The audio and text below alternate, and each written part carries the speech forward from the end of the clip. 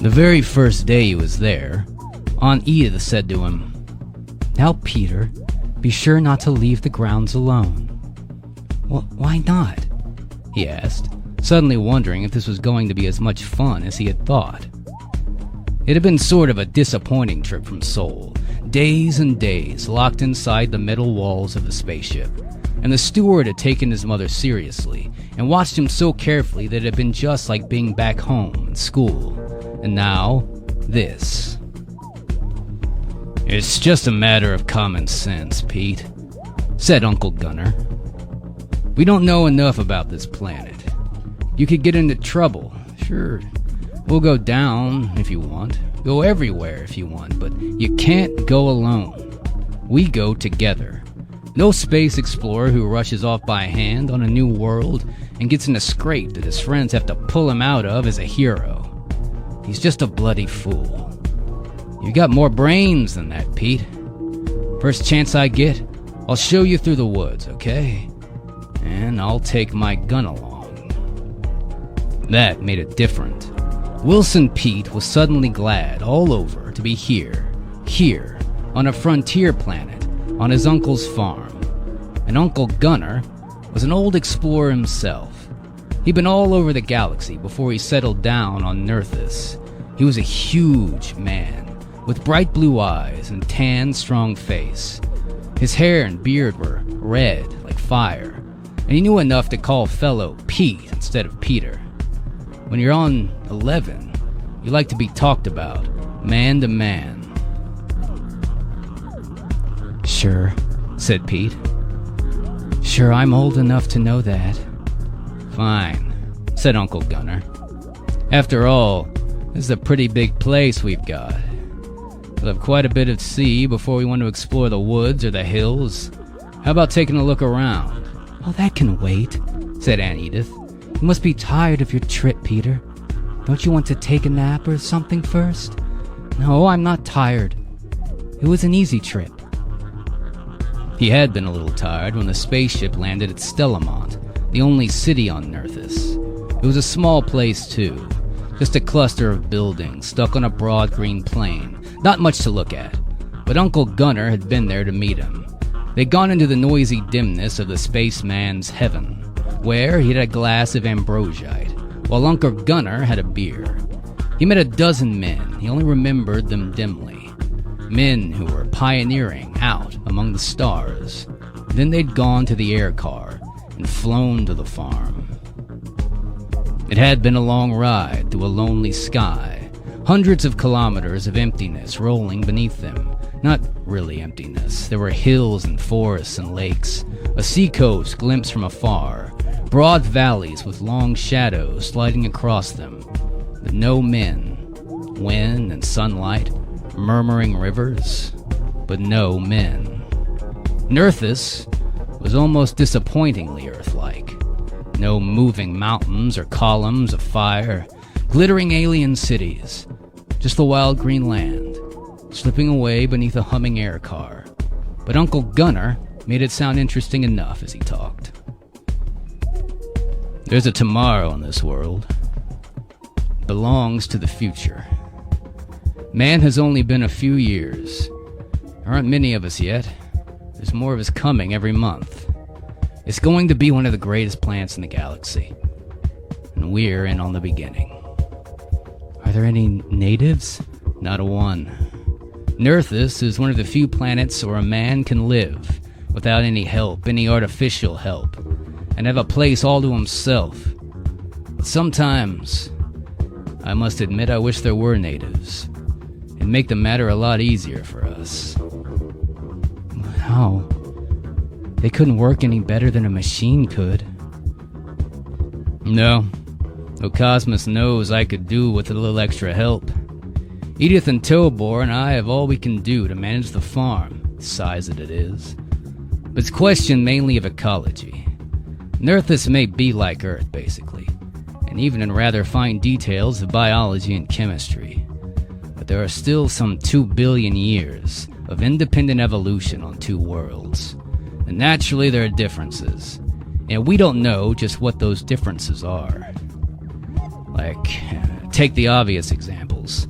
How do you know what native food we can eat? And what's poisonous to us? We just have to try it, I guess. Or chemical analysis by using a terrestrial animal. Then there are the native animals.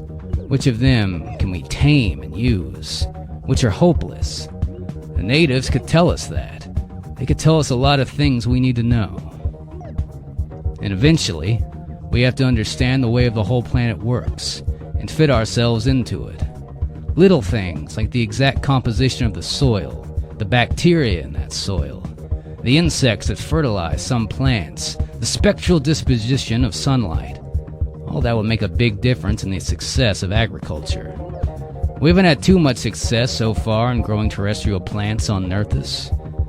They're working in labs at Stellamont, developing new varieties of staple plants like corn, potatoes, Nerthusian varieties of them that will fit in here. It'll be done too. It's a big job and it'll take time. And meanwhile, we have to make the best of what we can. Pete nodded. Uncle Gunnar was fun to talk to, though it was hard to follow him sometimes. Anyway, the trip from Stellamont had been so interesting that Peter wasn't tired anymore. He was all on fire to see the place. Well, it isn't long until supper. I suppose you menfolk might as well loaf around for a while. Come on then, said Uncle Gunnar, and he and Pete went outside. The house was low and white, with high-peaked roofs. On Earth it would have been funny, it looked so ancient, but here it blended in with the trees and the sky, the big open fields. As you come out on the front porch, you saw a broad space of turf and wooded clumps, flowers nodding in the breeze, the tall forest beyond. And on one side the fields began rolling away toward the far blue hills, and on the other side, and toward the rear lawn, sloped off the farm buildings. And as they walked toward the barn, someone stepped out of it and approached them. Someone, more of a something, and Pete caught his breath as he saw what looked like an alien. He looked like a short, squat man, with very wide shoulders and long arms, but he was completely hairless and his skin was blue. A round, flat nose, earless. Wide-mouthed head sat on top of a thick, short neck. He wore the usual pouch belt, as well as baggy pants around his bowed legs, and nothing else. Huge eyes that were pools of blackness, gleaming at them. He came up and smiled. Hello. Hello, Tober. This is my nephew, Wilson Pete. He's gonna be staying with us a while. You remember I told you about him? His father's an engineer on Earth. He's been assigned to protect on Sol 5. The planet not being fit to live on, Pete's folks have sent him here for the time being. Pete, this is Tober, my old Batman. And now he's just a hired man, Pleased to meet you. Likewise, I'd say. How do you like it here, huh? All right, I guess. Can you do this? Asked Tober, and he jumped into the air, way into the air, clicked his heels and turned a somersault on the way down, landed on his hands. Whoa! Gosh, no! Then I win. It's custom of a Javatian to be a winner of a grand prize to a loser. Winner pays for glory, you see. So I give you prize. Here, take it. He pulled out a small knife out of one pouch. The knife belongs to a queen once. I take after hard battle. It brings luck, worshipped by people as God. Keep for souvenir, Pete. Thanks, Tober. And the alien clapped him on the back. It's nothing. Friends give presents, no. I have many other souvenirs of battle. Presently, the three of them went on toward the barn, and Uncle Gunnar explained to Pete. You see, Tober and I were together for many years. When I finally decided to settle down, he still followed me. We can at least gas over old times, you know. But Cosmos, Uncle Gunner, why did you stop exploring? Man gets older, Pete. He's not quite up to it anymore. Then I met your aunt and decided it was time to get a home of my own. Earthus was wide open. I offered enough of a challenge for anyone. So we came here. Honestly, I've never regretted it. They came into the cool dusk of the barn, where cows from Earth stood beside native buffoids. Going out the other door, they emerged into a big corral, where some of the six-legged greenish-furred native ponies were kept. You know, we've had pretty good luck taming those. It's handy. There isn't as many of them, and there's not as much machinery as we need. Also, they can go places and do things that a car or a tractor can't, into the woods, for instance. He reached out and snagged the halter of one. Here, Pete. I've been saving this one for you. He's all yours. And a six-legged pony on an alien planet. An alien ex-spaceman adventurer for a friend. It was a whole new world. A cosmos. And Pete rode around for a while, getting the feel of the animal. The middle pair of legs gave it a funny humping motion that was a little hard to get used to. They went down to look at the orchard and some of the pens, and glanced across the fence at the waving fields. From the plant came Advertin, the anti-space sickness drug, and it was Uncle Gunner's chief money crop.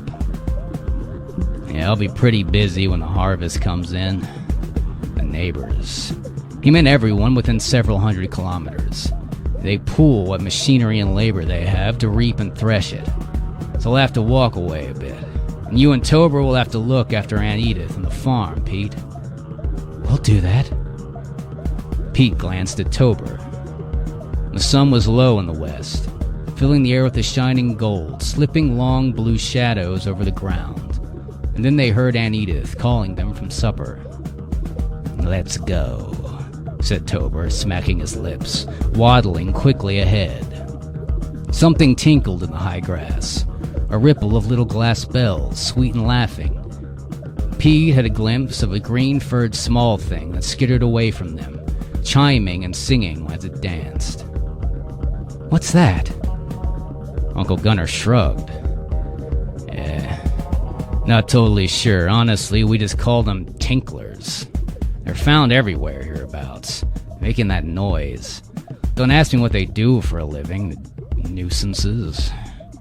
Pete stared at the retiring tinkler. It gambled off, stopping now and then to look at them. And the laughter of the bells filled the quiet evening. They had given him a room to himself, a big cool chamber at the rear of the house. Sent him to bed. It was not long after supper. He lay for a while, thinking of all that there would be to do, thinking his luck and having Thorazine Gunnar as the uncle, thinking about the way he would tell them all this when he got back to Earth. And pretty soon he dropped into a light doze. But it wasn't long before he woke again. He was thirsty. For a little while he just lay there, feeling too lazy to get up for a drink. But they only made him more wide awake than before. He looked around the room. It was all black and white with moon glow. The ghostly curtains fluttered in the breeze. You can hear the faint noises of the night murmuring out there. Well, sunspots. He wanted some water bad, so he got up and walked across the door. The floor was cool and hard under his bare feet. The shadows slid around behind him, in front of him, and the wind blew in faint tingle of unearthly smells. Another world. You couldn't even see the sun on Earthus.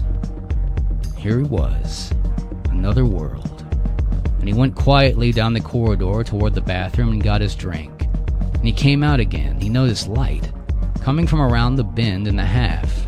It was from the living room, and he heard a low mutter of voices. His aunt and uncle must be sitting up, talking. It'd be fun to sneak up, listen in, the way the patrolman had listened to him on Scordian in that stereo. It'd be good practice for the time that he'd be having adventures. And shoot, it wouldn't do any harm. He went very softly down the hall and stood just behind the open living room door. I still don't think they should have done it, Aunt Edith said. Why not? Kathy would naturally want to be with her husband, and you can't have kids along on the devil's planet. You had to send him somewhere. This is a healthy sort of place for a youngster, isn't it? Oh, Peter's a sweet boy. I'm glad to see him, but I wonder if this planet really is healthy. What in the galaxy could be dangerous here? I don't know. But that's just the trouble. I don't know. If we did, we could guard against it. But Nerthus is still too much a mystery, Gunner. Diseases, maybe?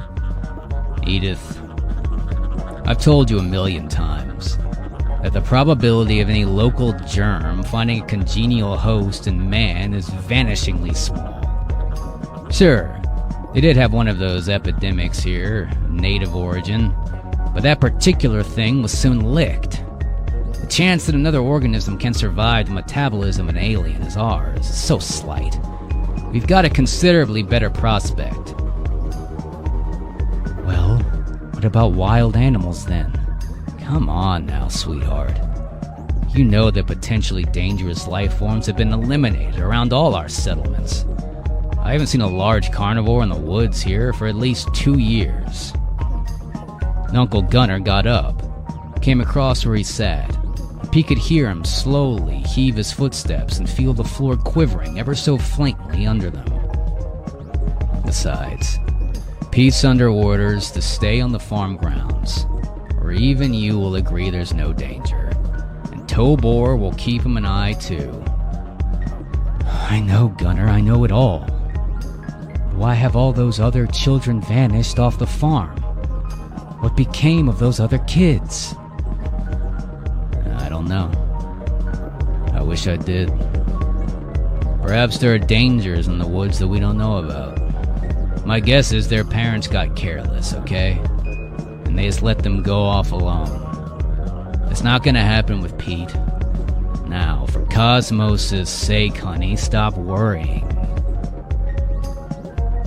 Pete stole back into his room, not caring to listen anymore.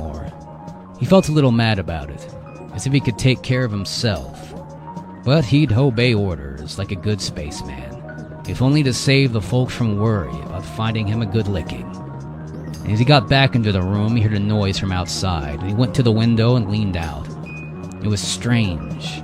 It was a magic scene, a fairyland of streaming moonlight and whispering trees and unknown constellations. There were 2 moons in the sky, pouring their cold silver light down over the grass glitter and the dew, throwing weird double shadows of trees. One moon so close you could almost see it move. Could almost see its shadow crawling like live things, as if the world stirred restlessly in its sleep. And the stars flashed and gleamed high overhead, sprawling in new figures, and only the pale flood of the Milky Way looked the same. The night murmured, and Pete knew the night of Earth and their noises out in the silence far from man. That buzz of insects, chirp of crickets, hoarse croaking of frogs, 1,000,000 little sounds, all blending into one great quiet voice. And Nerthus had its own language too, but it wasn't Earth's. All the tiny parts of it were different, and they added up to a strange whisper, the voice of an alien world. Insects were there, thrumming and humming. Something was singing, a sweet liquid trill running up and down the scale, and something else screamed harshly, far away in the woods and swamps. There was a far-off pattering like the rapid thunder of a small drum, and there was a shrill scrape of metal. There was a brief laughter, there was a hooting, a hissing, chuckling and bubbling, and all the very edge of hearing. But there was something else. Yes, there it came again. Pete remembered now, harked back to the thing which had chimed and laughed at him in the sunset. It came bobbing and dancing out of the shadows, forest, jumping and bouncing, swatting after elfin lamps of night-glowing insects, and 1,000,000 little bells came with it. And Pete listened, straining out the window, enchanted by the night and the music. He couldn't see the tinkler very well, but it was dim whiteness in the shifting, tricky moonlight, a small thing that danced under his window and called him to come and play. But he could hear it. The bells came high and sweet now, and they were silver sleigh bells on a frosty night. Sunlit rain shower, laughters of little girls. It was a rush of chiming, a pizzicato of strings on a plate, glass, joyous. Come out, come out, come out, come out and run in the moonlight with me.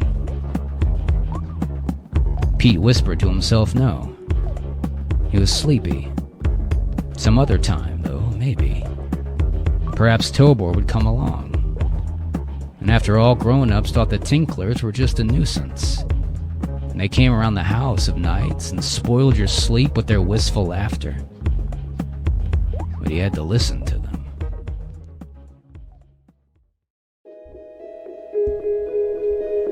Tobor leaned back more completely against the wall of the shed.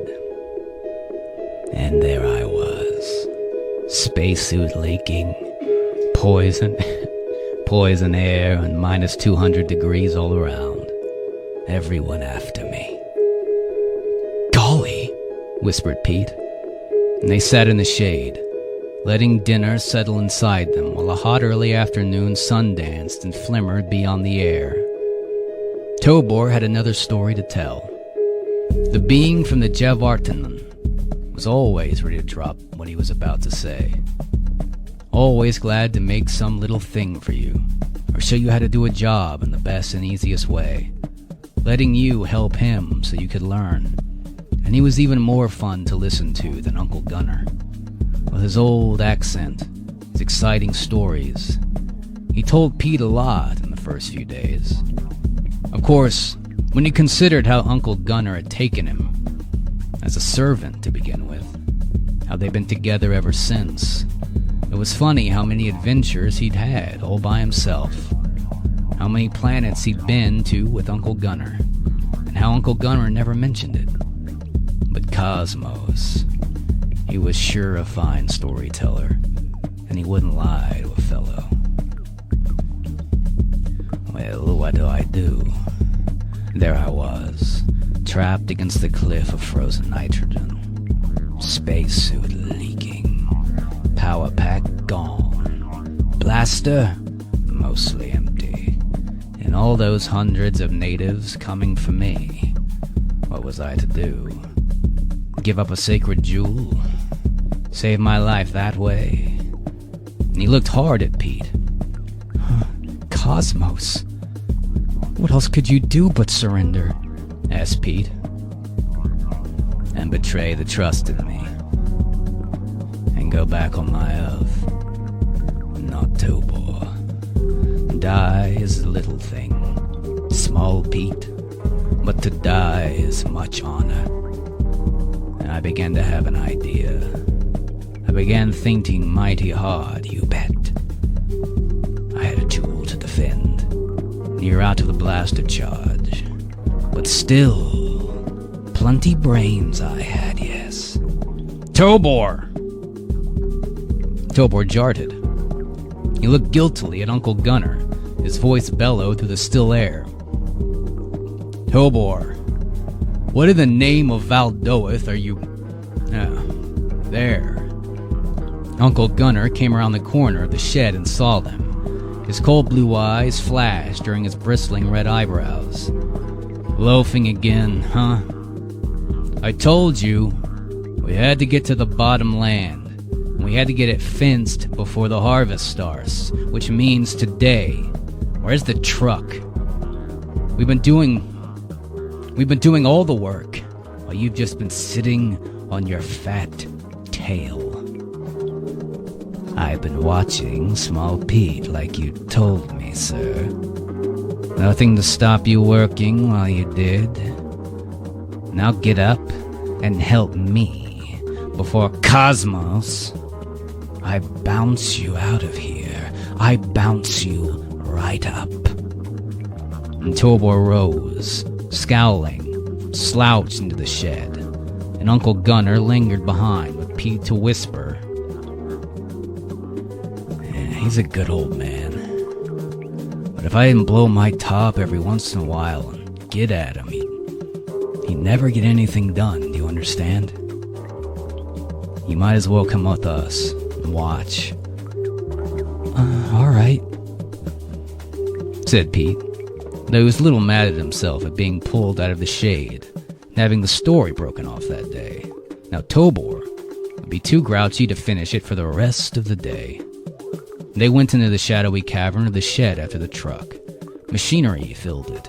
The semi-robotic machinery that made it possible for 3 things to be running in simultaneous time.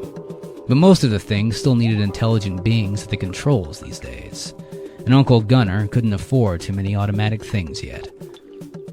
The truck had a small plastic cab and a long flat back, and Tobor had the sides off by now. He and Uncle Gunner grunted as they lifted the fencing machine up, bolted it in place. They racked up as many of the metal posts as they thought they needed, added 3 big rolls of wire, and got into the cab. Pete said he'd rather ride in back. So, they bounced off, over the fields, around trees and low hillocks, till the house was out of sight, and they reached the bottom land. This was 40-hectare patch of low-lying meadow, on the edge of the great forest, covered with huge lush grass and rippled in a faint wind, and Uncle Gunner wanted to make a pressure of it. "I drive for a while. You guide the machine, Tobor. Pete, keep inside of us." It was fun to watch, at first. The truck went slowly along the boundary, while the machine rammed down a long spike to make a hole, drove in the post, tamped down the earth around it, and strung 3 taut lines of wire, all in one dazzle of metal arms. Tobor had to walk along the truck, guiding the rammer of the post setter, and Pete brought up in the rear. But it got tiresome after a while. Same thing, over and over again. The day was warm and quiet. It wasn't meant for working. Pete yawned. He lagged behind. "Hey, I'll spell you there," said Uncle Gunner presently. No need. I'm not tired." And Uncle Gunner shrugged and drove off. Pete sat down on his hammock and looked around him. From here you couldn't see the house. It was just the meadowland, sloping upward toward the cultivated field on one side. On the other side was the forest. It was very still, it was very lonely. He laid down, feeling the soft turf give under his weight like a mattress. He crossed his hands under his head, looked upwards, and tall white clouds walked through the sky, far clear blue. The sun wheeled on its slow horizonward way. The grass whispered and rustled around him. There was a drowsy murmur and buzz in the air. For a while, he picked up shapes out of the clouds. That's a spaceship. Horse. Robot. Uncle Gunner with his nose getting longer. And he giggled, and he looked around him. Only the grass was waving above his head. It smelled rich and green, and not quite like the smell of grass on Earth. There was a little patch of wildflowers, too. Blue as if they were fallen pieces of the sky. Sweet nose tickling in their scent. And the insect flew past his face with its wings 1,000,000 colored shards of broken sunlight. And somewhere a bird was singing. And Pete wriggled deeper, down into the grass, and the earth and the summer warmth. And all of a sudden, he heard the bells again. They were very near. High and thin and sweet. He sat up and he looked wildly around. The sun was far down the line, almost out of sight behind a jutting neck of trees. Otherwise, he couldn't see anything. No, wait. Pete sat very still, hardly breathing, and in a moment, the tinkler came into view. It was no bigger than a rabbit. Fat and pale green and fuzzy. Little black eyes, and they twinkled merrily, and skipped around him, twitching its nose and going ding, ding, ding. and then breathing into a rain of crystal chiming. Pete thought back to what he'd asked Uncle Gunnar about the tinklers, the first morning he'd seen one. What were they? Where did they come from? Why did they make that noise, and how? Nobody knows or cares very much, Pete. There's a lot of them, and they're running all around this part of the continent. I shot and dissected one once just to find out how its vocal cords worked. A matter of timpani and vibrating strings, but it wasn't very good eating, and that's all you need to know. Its hide's too thin. It's not useful either. So now I just leave him alone. You shouldn't have killed it, Uncle Gunnar. That's like shooting an elf. Sure, an elf. And there's a big troll in the woods too, in a fairy castle. I know. You know too many things, Tobor. No, it's just another little animal. What do the tinklers do? I don't know. They have the teeth and a digestive system of a meat eater. But they're so small. They're so weak. They can't kill anything for themselves. In fact, I should think a fat, juicy tinkler would be in some danger from a carnivore himself. Especially if that silly music it makes. You can hear it half a kilometer away. Offhand, I think they eat carrion. And they reproduce like fury to keep up with their numbers. Keep their natural enemies fed.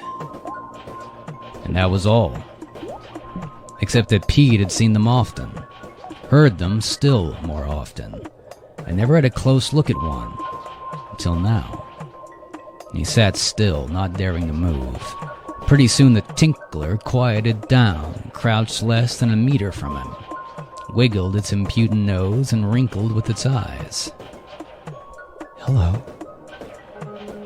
Hello there. And the tinkler skipped to its feet and let go a happy carrion. Come here. Come here, fella. And the tinkler danced closer. Almost Pete's outstretched hand touched it, and the whisker brushed his fingers. And then it was away, and it was laughing at him.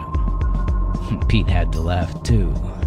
He got up, very softly, slowly, so as not to scare it, and the tinkler waited for him, then skipped another meter away. He walked slowly toward it.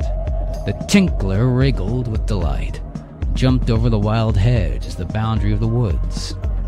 Without thinking, Pete followed it into the trees.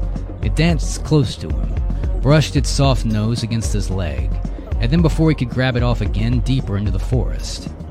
Pete hesitated. He looked around him. He wasn't supposed to go in here. The trees stood very tall, their trunks reaching up and up, a whispering vaulted roof of green and gold. It was cool and shadowy under them, speckled with sunlight, a small bright flower. A bird was trilling the gladness, and only the faint rustle of leaves answered it through the quiet.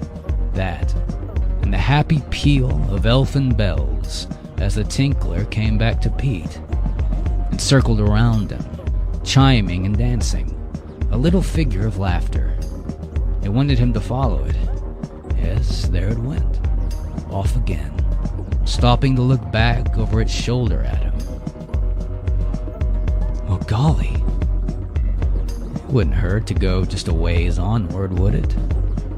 Maybe it wanted to show him something.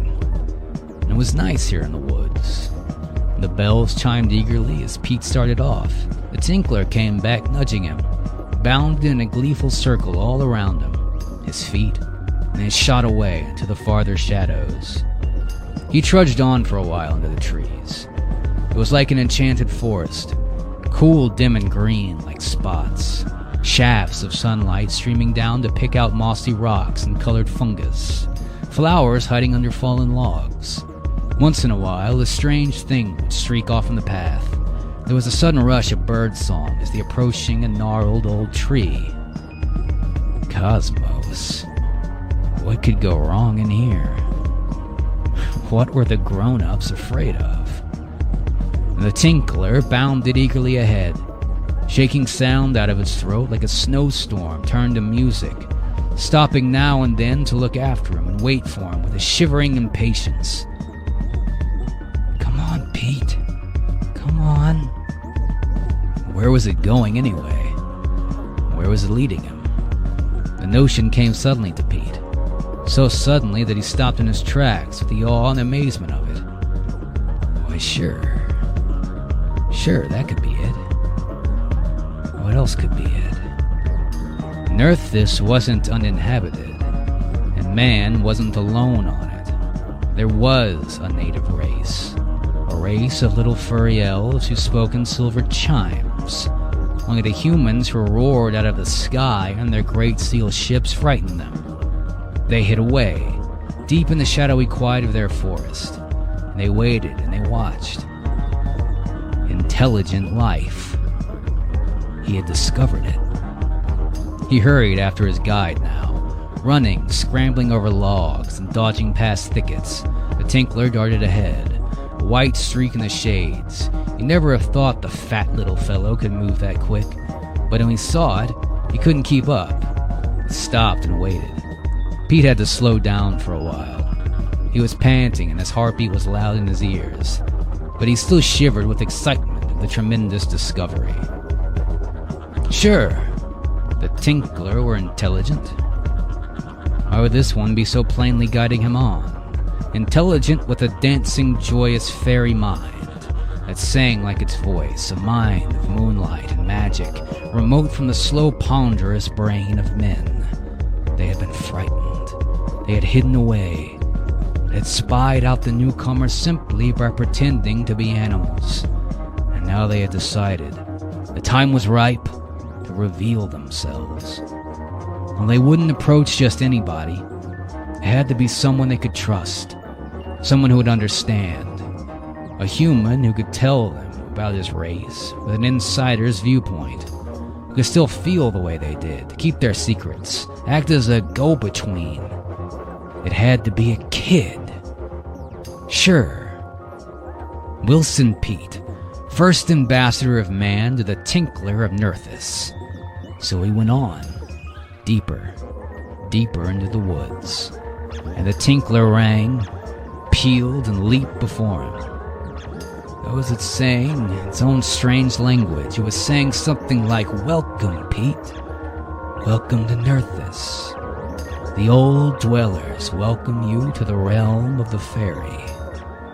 Another Tinkler popped out in the dripping underbrush, and the two of them, they gambolied together, darted back towards Pete and ran on, tinkling furiously. Two of them. That must mean he was approaching their village. It couldn't be far now. They'd lead him in the ring of little thatch houses. The whole population would swarm out in the joy. Torches and fireflies would bob and flare in the darkness. They'd dance around him, singing their songs of welcome to the stranger from the stars. They'd bring him food in a golden dish, put him to bed on sweet-smelling moss. And when he came back the next day with this tremendous news, the folks would forget they were ever mad at him. The ground squished under his feet. Shadows were rising out of the earth, shadows in a thin, steaming mist. And he stumbled over logs and splashed into pools. And two more Tinklers came out, deeper in the darkness, and they also frolicked around him. They sure picked a nasty swamp to live in. Maybe they had to do that for protection from their enemies. Pete groped his way on, too weary to think straight anymore. He only wanted sleep. The sun was down now. Darkness was whelming the world, but a last sullen ember glowed red between the trees, and as he came out into the bank of the lake, it gleamed like a pool. He couldn't see far over it. The water was thick and scummy. Trees and hammocks grew out of it. He plodded squashily along the muck of the bank, feeling a little ill from the dank smell of swamp and rot. The fog was thickening, swirling its tendrils around him. Here, there, phosphorescent fungi glowed blue in the murky twilight. The Tinklers led the way, dancing and skipping over the dreary mudbanks. There was a whole crowd of them, pushing and jostling, swarming around him. Their bellies filled the heavy air with a harsh note. Something stirred. Out there in the crimson water, Pete could see very well what it was. But after a moment, he met a vague bulk by the shore. Something looming, dark and misshapen. A dead stump, a small hammock. And the tinkler started around, shoving and crowding, pushing him now. And their eager noise drowned his thoughts, only they were urging him toward the thing. Suddenly, Pete didn't want to go any further. He stopped, and his heart felt like a lump in him. No.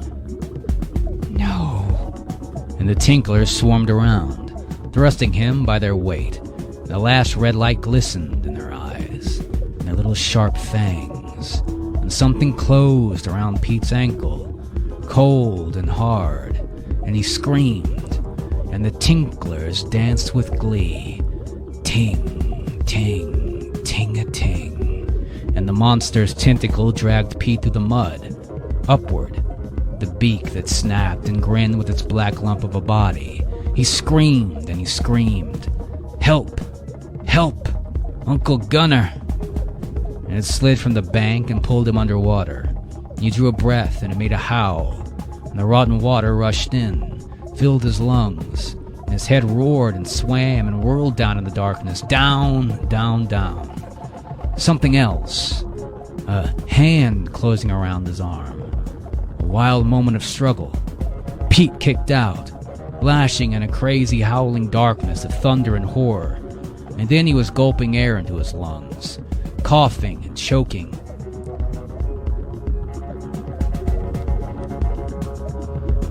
He came to on the bank.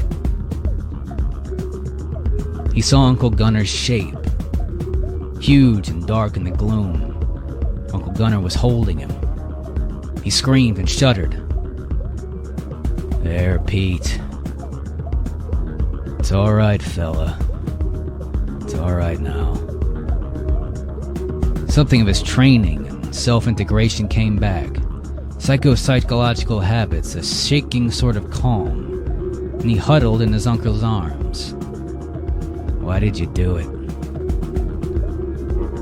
Why did you do it? We trailed you as soon as you saw you were gone. Tobor and I. The tinklers. What? The tinklers. It led me. So that's it. That's how they live. When we arrived, a whole pack of little fiends was crouched on the bank just watching. They lure animals out here, carnivores, curious ones. And then that thing in the water hills, the prey, that shares with them. Maybe that's where some of those other kids went. Tober. Tober? The lake seethed and churned with the struggle. He's down there. He's fighting it. He leaped after you. He got you free. He passed you over. Then the monster dragged him under. They sat waiting for a long time as night closed in on the swamp. Once a little bell tinkled in the dark. Pete screamed and huddled against Gunner. The lake quieted. The last gleam of light. Pete thought he could see blood on its surface. Uncle Gunner came up again, waded back to shore. He moved slowly, wearily. They're both dead. I felt them both down there. Tobor with the knife. It broke his neck in the last struggle. And they're both dead. Tobor, you old windbag. It's gonna be one empty world without you. Pete sat very quiet, for he had never before seen a man cry.